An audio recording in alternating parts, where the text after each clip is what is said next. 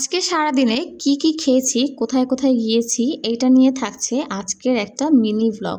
তো হ্যালো, আসসালামু আলাইকুম, welcome to our mini vlog.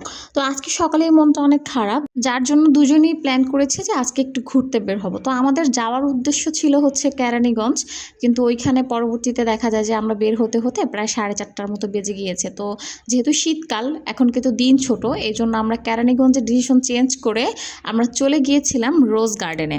আর এটা আমি ইউটিউব, তারপরে হচ্ছে গিয়ে ফেসবুক এর মধ্যে দেখেছি। এটার প্রবেশ মূল্য ছিল মাত্র 30 টাকা। ঢাকার মধ্যে যারা একটু কম খরচে ঘুরতে চান তারা কিন্তু চাইলে এই রোজ গার্ডেনে আসতে পারেন। আগেও আমি এখানে এসেছিলাম, তখন এটা সংস্কার হয়নি। তো এটা যখন নতুন করে সংস্কার করা হয়েছে তখন হচ্ছে এখানে আবার আসলাম।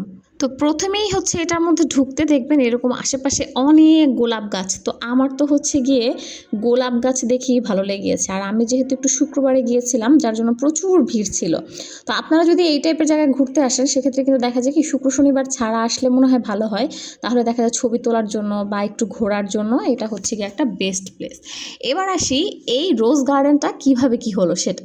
তো এটা হচ্ছে গিয়ে ঋষিকেশ দাস ছিলেন। উনি ছিলেন হচ্ছে গিয়ে ব্রিটিশ আমলের একজন ধনী ব্যবসায়ী। 1931 সালে পুরান ঢাকায় ঋষিকেশ দাস এই বাগান বাড়িটা তৈরি করেন। আর এই বাগানে প্রচুর পরিমাণে গোলাপ থাকায় এর নাম হয় রোজ গার্ডেন। আর এই গোলাপের চারাগুলো ঋষিকেশ বাবু চীন, ইউরোপ ও ভারত থেকে এগুলোকে সংগ্রহ করে। ইতিহাসে কথিত আছে একবার তিনি জমিদার নরেন্দ্র নারায়ণ রায় চৌধুরীর জলসাতে গিয়েছিলেন। তো সেখানে অপমানিত হয়ে ফিরে আসেন, যার জন্য পরবর্তীতে উনি এই রোজ গার্ডেন প্যালেসটি তৈরি করার সিদ্ধান্ত নেয়। 22 বিঘা জমির উপরে এই ভবনটি নির্মাণ করা হয়। ভবনটির মোট আয়তন 7,000 বর্গফুট আর এর উচ্চতা হচ্ছে 45 ফুট। প্রাসাদের বাইরে এত সুন্দর কারুকাজ, যেটা দেখে আপনি মুগ্ধ হবেনই। তো আমরা যখন এখানে গিয়েছিলাম তখন দেখলাম যে প্রচুর ভিড়ভাট্টা। তো আমি ভিতরে প্রবেশ করি।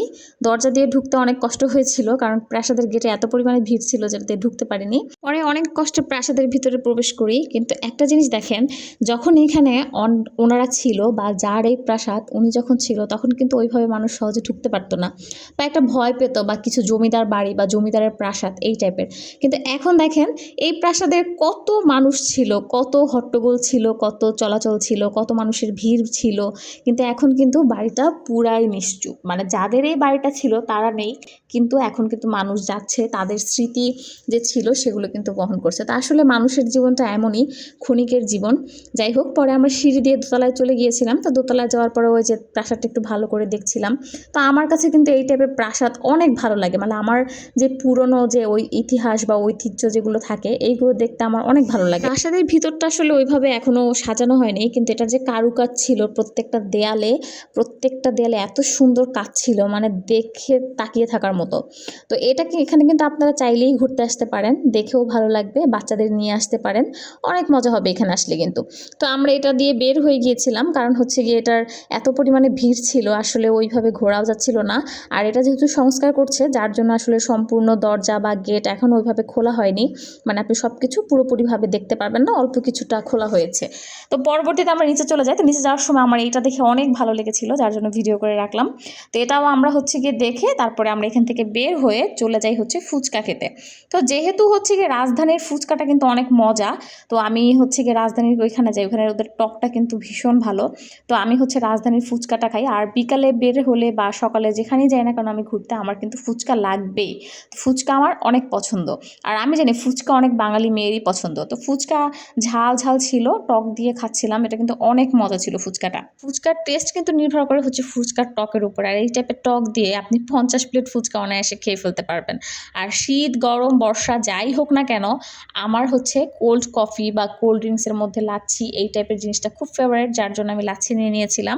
আর এরপরে হচ্ছে বের হওয়ার পরে আরও কিছুক্ষণ পরে দেখলাম যে একটা মামা এরকম অনেক ভর্তা দিয়ে চিতই পিঠা বিক্রি করছিল। তো ওনার থেকে ভর্তা দিয়ে চিতই পিঠা নিয়েছিলাম। আর আমার আবার একটা চিতই পিঠার মধ্যে অনেক রকমের ভর্তা দিয়ে খেতে খুব ভালো লাগে। তো কেমন লেগেছে আজকের ব্লগটি অবশ্যই কমেন্টে জানাবেন। আর আপনারা কে কে রোজ গার্ডেন ঘুরতে গিয়েছেন সেটাও কিন্তু কমেন্টে জানাবেন।